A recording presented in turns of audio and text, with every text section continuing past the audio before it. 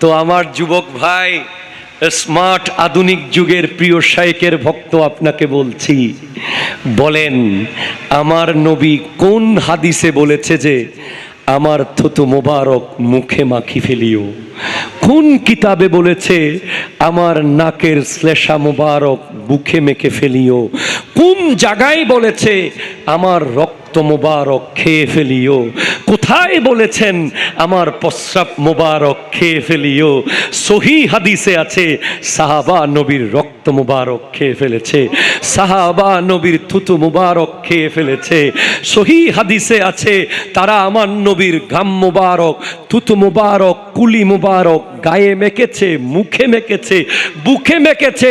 বলে কোথাও তো নবীজি বলে নাই, তাহলে কি সাহাবারা ভুল করতে পারে? বলে না, অসম্ভব। সাহাবারা যে ভুল করে নাই তার প্রমাণ হলো নবীজি তাদেরকে মানাও করে নাই।